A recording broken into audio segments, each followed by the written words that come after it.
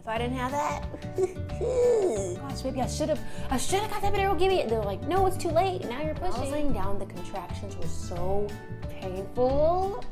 I was like, I gotta stand up. Epidural versus no epidural. Welcome to my channel. I am so excited to see you here. Today, we're gonna be going over, I have it in my notes here, okay, how I felt about it, how the contractions felt, the limitations, how the pushing went, and then the pain tolerance. First, we are going to go into the epidural. I got the epidural with Leo. I knew I was going to get the epidural. I knew that I didn't want to go in any pain, and I wasn't really scared of it. That's just what I wanted to do. I didn't have any doubts as far as that, which is very important. You need to be sure of what you want to do. At least I feel that way anyway. How the contractions felt, I was in a lot of pain before I got the actual epidural.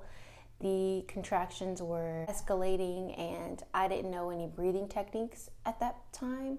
So I was pretty much just like holding my breath like, I finally got the epidural at 6 centimeters. All the pain did lighten up. I remember still feeling the pain and I was like, I still feel the pain, I still feel the contractions. They're like, it's normal. If you're worried about the pain of the needle, afterwards you don't really feel it. It goes by like that. Yeah, it wasn't too bad. The needle. So going into the limitations, I was limited to walking, I was limited to different positions. Going into labor with Leo, he was my firstborn, I didn't really know what to expect anyways. I didn't have it all planned out. I didn't have what positions I was going to be in, the breathing techniques, so it didn't really matter to me. All I could do was just lay there and I had to wait for the doctors to check me. I couldn't feel anything. They had to pop my water balloon. Is that what it's called? They had to break my water. They had to break my water. That's what it's called. The contractions started escalating and I felt a little bit of it, but not too much. So the epidural was like more of a smooth ride. It's pretty smooth, I'm not gonna lie. So yeah, that's the only thing about the epidural is you can't get into the positions that you want. But how the pushing went, it was way longer than my second baby, Jake. I couldn't feel anything. So they say before you go into labor, if you're gonna get the epidural, you need to practice a few months prior, just pushing. So you can remember how it felt when you were pushing, because you really don't feel anything. Your legs are propped up and you don't feel your legs. I had to push for so long. I had to like concentrate and try to figure out, am I pushing or am I not pushing? It was smooth, like, you know, I was just push. No screaming. Now, afterwards, that's a different story. And that can be another video, postpartum, after you have your baby.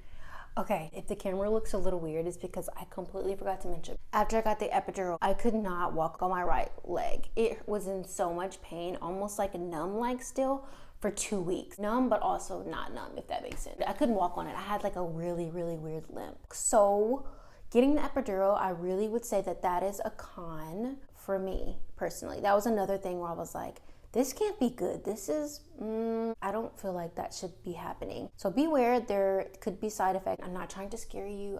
I promise I'm not, but these were my fears of possibly getting paralyzed and then possibly death. Those are my concerns for the epidural of why I didn't get it the second time. So with no epidural, I knew I did not want an epidural with Jake. I got pregnant when Leo was 1 year old. I knew that I did not want to get the epidural because I didn't want to take the risk. You really have to know that you don't want it because you want to be strong enough and really build up the courage to do that. So that's what I did. I studied a bunch of techniques. I studied a bunch of positions. I knew I was not getting the epidural. Be confident in your decision. That way you can prepare yourself more for whatever you're going to do. The sooner you know, the better. So how the contractions felt, they hurt. I mean, they hurt. But the thing is, I studied breathing techniques prior to going into labor, which really helped. Like, boy, if I didn't have that, it really taught me to breathe through it instead of fighting it. With Leo, I was fighting against the contraction. But by the time I had Jake, I did more research and I was more prepared and I breathed through the contractions, which actually helped me. I was able to get in the positions that I felt like I needed to. I had the peanut, I was bouncing a little bit. I had a great support, my beautiful mom-in-law and my husband. They were amazing. I got in different positions throughout the time. Towards the end, when the contractions were getting extreme, I was able to go over to him and hold on to him like this and My mom-in-law was just kind of rubbing my back as I was just swaying. So it kind of was like moving the baby down to get in that position, which was great. Standing up felt way better than laying down. When I was laying down, the contractions were so painful. I was like, I gotta stand up. And for some reason, when I stood up, the contractions were like so light, I hardly felt them. I was like, well, okay, all right. So I stood up for a good minute. Which kind of makes sense if you think about it, because you're almost fighting gravity if you're laying down. I was able to get in different positions and go with my body.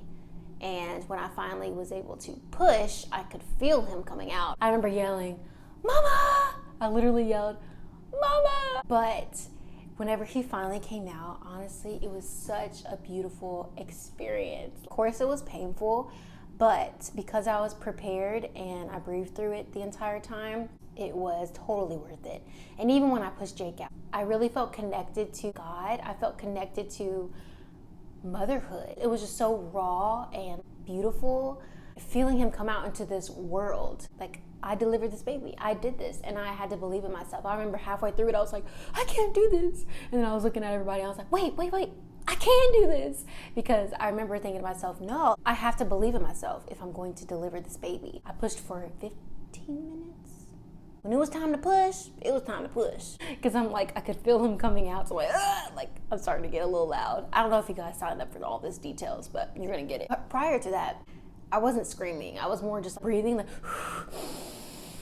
just controlling my body and my breath, leaning into that instead of scaring away from that. So if you're not going to get an epidural, I want to let you know that a support system is very important. First of all, they need to know that you will absolutely not get the epidural, because you don't want someone convincing you to get it and initially you went in there not wanting it. I know that maybe you're like, no, I don't, but honestly, it will really help you, because if you're already questioning it, then you're not gonna have the confidence that you need to have to push. You're gonna be scared. When it gets tough, you're gonna be like, oh my gosh, maybe I should have got that epidural, give me it. And they're like, no, it's too late, now you're pushing. And you're gonna be like, holy cow, no, So try to be sure in what you want. Try to come in the conclusion, like, no matter what, I'm not getting an epidural. Or no matter what, I'm getting the epidural.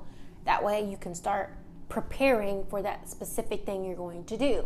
Like for no epidural, preparing for breathing techniques. With an epidural, start pushing so you can remember how it feels to push. That way you don't have to go into a C-section because you're not pushing hard enough and the baby's not coming out. If you have any questions at all, if I missed anything, comment below. Share this with other soon-to-be moms. Subscribe if you enjoyed this, and if you want to see more videos like this. Thank you for visiting. I'll see you guys next week. Mwah. Besos.